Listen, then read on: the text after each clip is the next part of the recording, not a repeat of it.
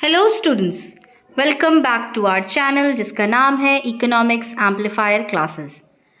आज मैं आपके लिए नेशनल इनकम से रिलेटेड एक और वीडियो लेकर आई हूँ जहाँ पर हम लोग सीखेंगे नेशनल इनकम के एग्रीगेट्स यानी कि कुछ फॉर्मूलाज जिसके बेसिस पे हम सम्स करना सीखेंगे। तो चलिए बढ़ते हैं कॉन्सेप्ट की तरफ।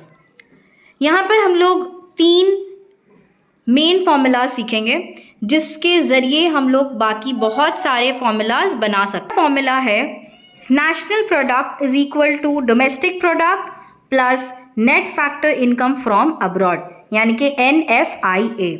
नाउ अगर हमें फॉर्मूला में या हमारे इंफॉर्मेशन में डोमेस्टिक प्रोडक्ट का वैल्यू दिया हुआ है एंड हमें उससे नेशनल प्रोडक्ट का वैल्यू फाइंड करना है, तो हमें सिंपली उसमें NFIA यानी कि net factor income from abroad को ऐड कर देना है, तो हमारा डोमेस्टिक प्रोडक्ट से वैल्यू नेशनल प्रोडक्ट में चेंज हो जाएगा। नेक्स्ट फॉर्मूला है फैक्टर कॉस्ट। फैक्टर कॉस्ट निकालने का फॉर्मूला है market price minus indirect taxes plus subsidies. Now ये इनडायरेक्ट टैक्सेस और सब्सिडीज को अगर हम लोग क्लब करके लिखेंगे तो इसे नेट इनडायरेक्ट टैक्सेस भी कहा जाता है।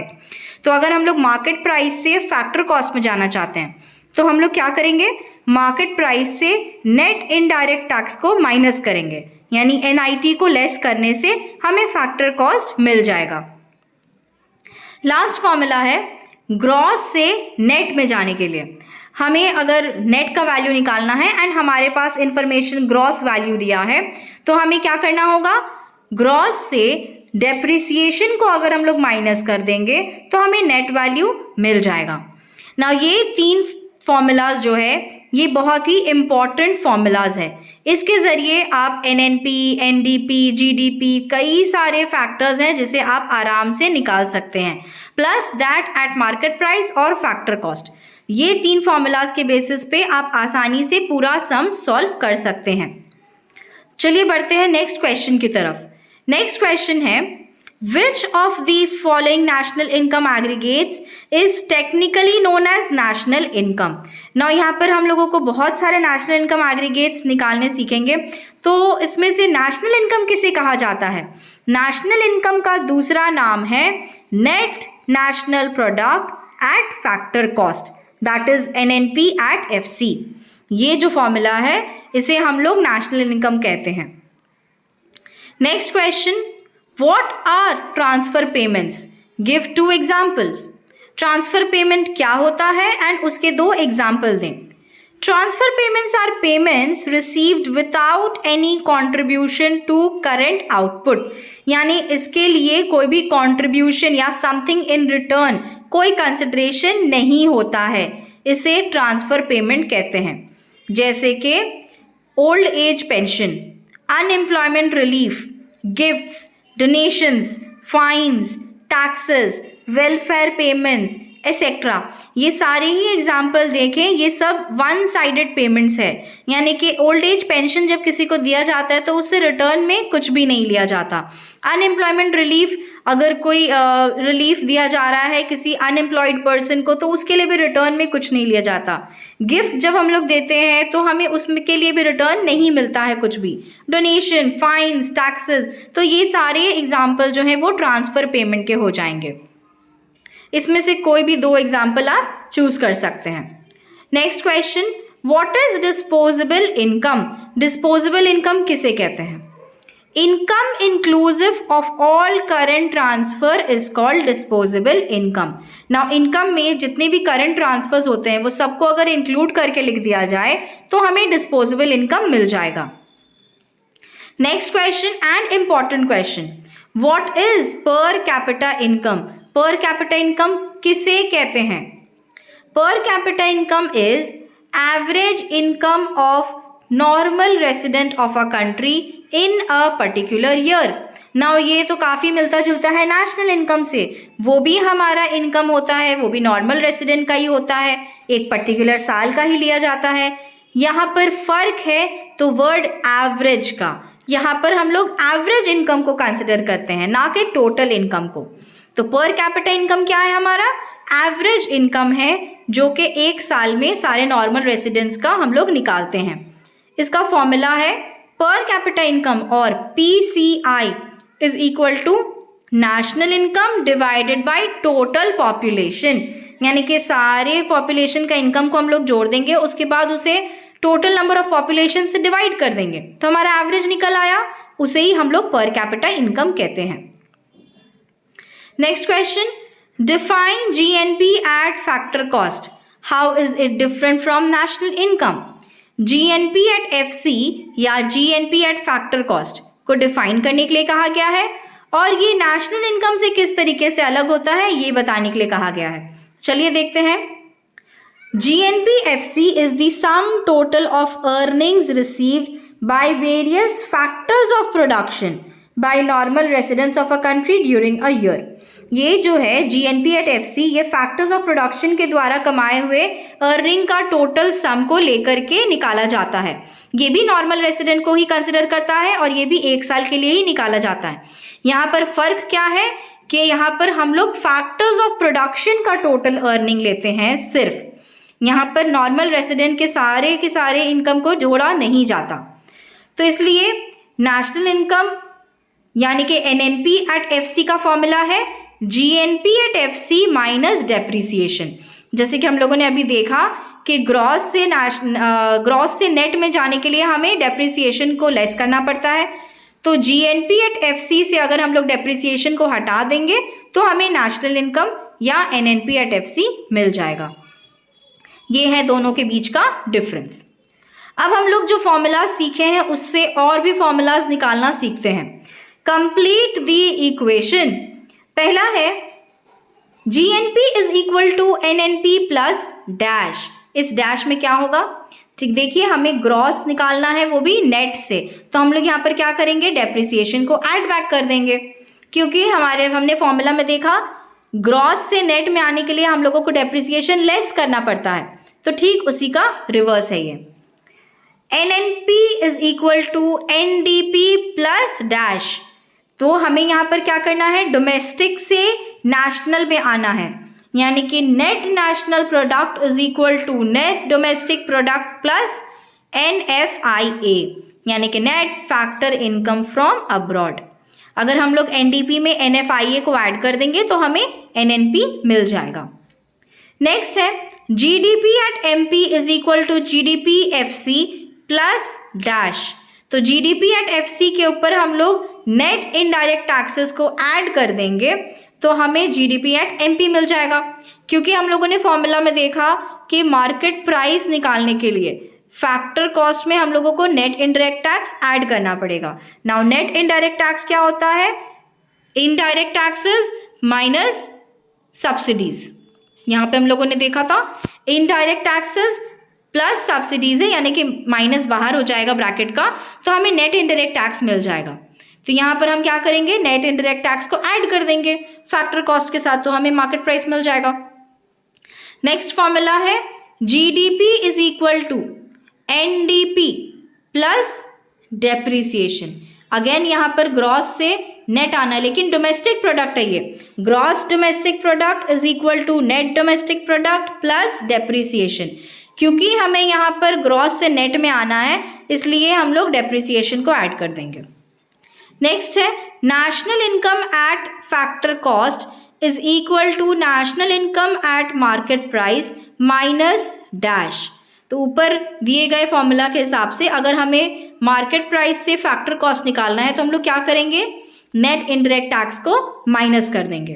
तो ठीक हमारा फॉर्मूला हो जाएगा national income at factor cost is equal to national income at market price minus net indirect taxes. Last है disposable personal income is equal to personal income minus dash minus dash. इन दोनों dash में क्या बैठेगा, personal income से अगर हम लोग पर्सनल टैक्स और miscellaneous received of the government department को माइनस कर देंगे तो हमें डिस्पोजेबल पर्सनल इनकम मिल जाएगा।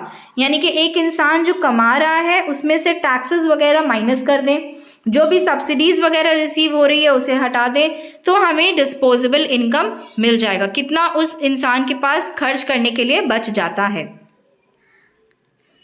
Next question, how can gross domestic product at factor cost B obtained from gross national product eight market price. अब देखिए यहाँ पर दो दो चीज़ें यहाँ पर एक साथ दी गई हैं, यानी कि हमें नेशनल प्रोडक्ट से डोमेस्टिक में आना है और हमें मार्केट प्राइस से फैक्टर कॉस्ट में आना है। तो यहाँ पे हम लोग दो फैक्टर्स को एक साथ जोड़ देंगे। तो नेशनल से डोमेस्टिक में जाने के लिए NFIA माइनस करना पड़ेगा और मार्केट प्राइस से फैक्टर कॉस्ट में जाने के लिए हमें NIT भी माइनस करना पड़ेगा, यानी नेट इनडायरेक्ट टैक्स। तो ये दोनों सब्सटेंस को माइनस कर देंगे तो हमें GDP एट FC यानी gross domestic product at factor cost मिल जाएगा। है differentiate between personal income and personal disposable income. Personal income और डिस्पोजेबल इनकम का डिफरेंस क्या है? जैसे कि अभी जस्ट मैंने आपको एक्सप्लेन किया, पर्सनल इनकम क्या होता है? वो सारा इनकम जो एक पर्सन सारे सोर्सेज से कमा रहा है, यानी कि अगर इसे इंग्लिश में कहें तो it is the income received by persons from all sources in the form of factor income and current transfer payments. ठीक उसी के ऑपोजिट पर्सनल डिस्पोजेबल इनकम क्या होता है? It is the income available to individuals to be used by the way earners like. जिस तरीके से उन लोग चाहें अपने इनकम को जब खर्च करते हैं, जो कुछ भी टैक्सेस वगैरह पे करने के बाद उनके हाथों में बचता है वो पर्सनल डिस्पोजेबल इनकम कहलाता है।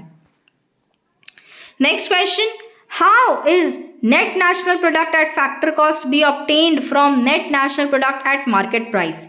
यानी कि हमें NNP एट FC निकालना है और हमारे पास NNP एट MP दिया हुआ है, तो उसमें से सिंपली नेट इनडायरेक्ट टैक्स को माइनस कर देंगे तो हमें NNP एट FC मिल जाएगा। Next question, how is net national product at factor cost obtained from gross national product eight market price. Again हमें यहाँ पर दो टर्म को एक साथ लेना है, यानी कि हमें पहले तो आना है ग्रॉस से नेट की तरफ और दूसरा मार्केट प्राइस से फैक्टर कॉस्ट की तरफ। तो जब हमें ग्रॉस से नेट में जाना है तो हम लोगों को डेप्रिसिएशन माइनस करना पड़ेगा और मार्केट प्राइस से फैक्टर कॉस्ट में आने के लिए हमें नेट इनडायरेक्ट टैक्स माइनस करना पड़ेगा। तो हम ये हमारा फॉर्मूला बन के तैयार हो गया। NNP at FC is equal to GNP at MP minus net indirect taxes minus depreciation. Next question, and again an important question. Difference between GDP at current price or nominal GDP and GDP at constant price or real GDP. सबसे पहले तो यहाँ पर दो terms को अच्छे से समझिए। GDP at current price को ही nominal GDP कहा जाता है और GDP at constant price को हम लोग real GDP भी कहते हैं। तो इन दोनों का हम लोगों को डिफरेंस फाइंड करना है। तो यहाँ पर नॉमिनल GDP भी कह सकते हैं, GDP एट करंट प्राइस भी कह सकते हैं। क्या होता है?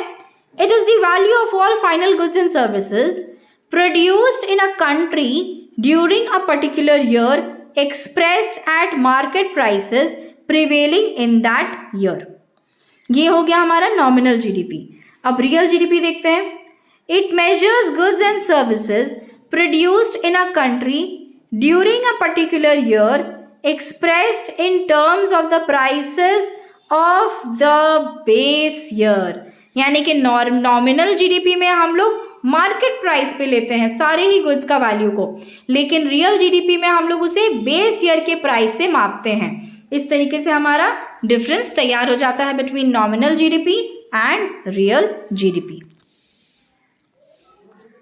नेक्स्ट क्वेश्चन की तरफ बढ़ते हैं। Why is real per capita income taken as an index of economic welfare? कई बार हम लोग ये सुनते हैं कि पर कैपिटा इनकम है, रियल पर कैपिटा इनकम है, इससे हम लोग जान सकते हैं कि इकोनॉमिक वेलफेयर हो रहा है या नहीं हो रहा है। तो ये एक इंडेक्स का काम करता है इकोनॉमिक वेलफेयर को जानने के लिए। तो इसके लिए हम लोग ये जानेंगे कि रियल पर कैपिटा इनकम को आखिर इकोनॉमिक वेलफेयर के इंडेक्स की तरह क्यों देखा जाता है। सबसे पहला पॉइंट है, the availability of goods and services on average is indicated by पर capita income rather than total income. यहाँ पर जो हम लोग गुड्स एंड सर्विसेज का अवेलेबिलिटी देखते हैं उसे एवरेज में मापा जाता है और एवरेज पर कैपिटा इनकम को कहा जाता है, इसलिए हम लोग यहाँ पर उसे इकोनॉमिक वेलफेयर के तौर पर लेते हैं। दूसरा है It enables us to know the average income and the standard of living of the people on average. ये जो है हमें एवरेज इनकम तो बताता ही है, पर कैपिटा इनकम, जैसे कि हम लोगों ने फॉर्मूला देखा, national income divided by total population, हमारा पर कैपिटा इनकम आता है, तो ये हमें एवरेज इनकम तो बताता ही है। लेकिन अगर हम लोग इस एवरेज को इस्तेमाल करके standard of living of the people मापना चाहें तो वो भी हमें पता चल सकता है। इसलिए हम लोग रियल पर कैपिटा इनकम को इकोनॉमिक वेलफेयर के इंडेक्स के तौर पर लेते हैं। Next question, state the 3 methods of measuring national income. National income measure करने के 3 मेथड्स क्या क्या हैं? सबसे पहला है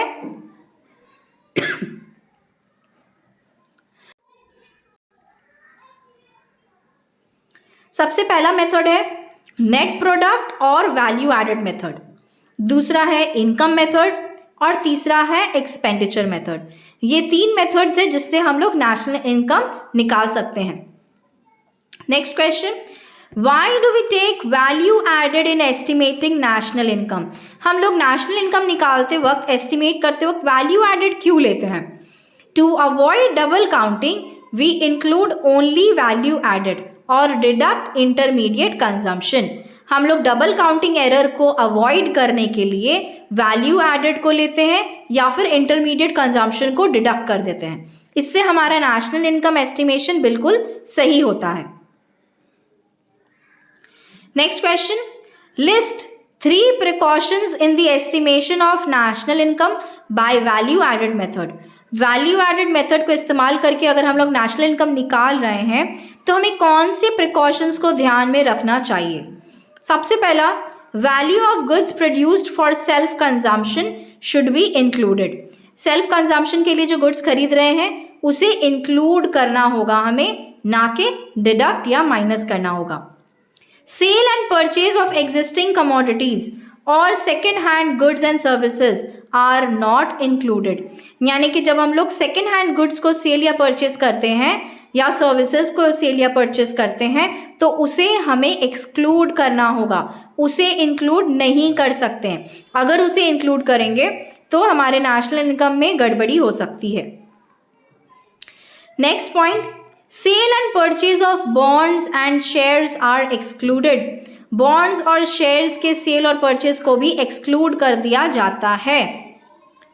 नेक्स्ट पॉइंट, सर्विसेज ऑफ हाउसवाइफ्स आर एक्सक्लूडेड। नाउ हाउसवाइफ्स का जो सर्विस है वो एक्सक्लूड कर देना चाहिए नेशनल इनकम एस्टिमेट करते वक्त। Next question, what are the various components of compensation of employees. Employees के कंपनसेशन में क्या क्या कंपोनेंट्स होते हैं? सबसे पहले तो वेजेस एंड सैलरीज होता है जो कि कैश में हो सकता है, उसमें bonus, commission, DNS allowance, house rent allowance included होता है। दूसरा, सप्लीमेंट्री लेबर इनकम या एम्प्लॉयर का कंट्रीब्यूशन होता है जो कि डिफरेंट सोशल सिक्योरिटी स्कीम्स में कंट्रीब्यूट किया जाता है। और उसके बाद है payment to employees in kind. हो सकता है किसी एम्प्लॉय को कैश में पेमेंट ना दी जा रही हो, उसे इन काइंड पेमेंट किया जा रहा है, तो वो भी इसके कॉम्पनसेशन या फिर सैलरी का हिस्सा हो जाएगा। Next question, what are the various components of operating surplus. Operating surplus का कंपोनेंट्स क्या क्या है? पहला है रेंट, इंटरेस्ट एंड रॉयल्टीज, दूसरा है corporation tax, dividend and undistributed profit. ये सारे ही कंपोनेंट्स ऑपरेटिंग सरप्लस के हैं। Next question, list 3 precautions in the estimation of national income bye income method. Income method इस्तेमाल करते वक्त अगर हम लोग नेशनल इनकम को एस्टिमेट करना चाहें तो किन किन चीज़ों को ध्यान में रखना चाहिए? पहला है all transfer income like old age pension, unemployment receive should be excluded. दूसरा है इलीगल इनकम्स आर एक्सक्लूडेड। तीसरा है sale of second hand goods, bonds, shares are excluded. And चौथा है interest on national debt is excluded. इन national debt के ऊपर भी जो इंटरेस्ट रहेगा उसे भी एक्सक्लूड कर देना होगा। लास्ट मेथड यानी कि expenditure method, list 3 precautions in the estimation of national income bye expenditure method. Expenditure method को इस्तेमाल करते वक्त हम किन किन चीज़ों को ध्यान में रखें? पहला है own account production of machinery and equipment should be added, यानी कि अगर हमारे पास खुद से प्रोडक्शन करने की मशीनरी इक्विपमेंट्स है तो उसे ऐड करना पड़ेगा। दूसरा है expenditure on intermediate products is excluded, intermediate products पे किए जाने वाले खर्च को एक्सक्लूड कर दिया जाना चाहिए। Expenditure on second hand goods should be excluded, second hand goods पे किया हुआ एक्सपेंडिचर को भी एक्सक्लूड कर देना होगा। और लास्ट पॉइंट है expenditure on financial assets like shares and bonds is excluded, financial assets जैसे कि शेयर्स, बॉन्ड्स, डिबेंचर्स वगैरह वगैरह, उनके ऊपर भी किए जाने वाले खर्च को भी एक्सक्लूड कर देना चाहिए। तो ही हमारा एक्सपेंडिचर मेथड यूज करते वक्त हम लोग सही से नेशनल इनकम माप सकते हैं। Next question and the last question, इनमें से कौन कौन सी चीज़ें हैं जिसे हम नेशनल इनकम को ट्रीट करते वक्त या कैलकुलेट करते वक्त इंक्लूड करें या एक्सक्लूड कर दें। सबसे पहला है इंटरमीडिएट गुड्स, किसी भी तौर का इंटरमीडिएट गुड्स जो है उसे हम इंक्लूड नहीं कर सकते हैं, तो ये नेशनल इनकम में नॉट इंक्लूडेड है। दूसरा है पॉकेट अलाउंस ऑफ चिल्ड्रन, यानी कि बच्चों को जो पॉकेट मनी दी जाती है वो भी नेशनल इनकम के कैलकुलेशन में इंक्लूड नहीं करना चाहिए, it is not included. Next है ओनर ऑक्यूपाइड हाउसेस, यानी कि वो घर जो ओनर खुद ऑक्यूपाई किया है उसे इंक्लूड करना होगा हमें नेशनल इनकम कैलकुलेट करते वक्त। चौथा है पेंशन, यानी कि हमारा ट्रांसफ़र पेमेंट्स, हम लोगों ने अभी पढ़ा कि किसी भी तौर का ट्रांसफ़र पेमेंट को इंक्लूड नहीं किया जाना चाहिए, तो पेंशन को भी नॉट इंक्लूडेड रखा जाएगा। इनकम फ्रॉम स्मगलिंग जो कि इलीगल इनकम है ये भी नॉट इंक्लूडेड होगा। Interest on national debt is also not included in national income.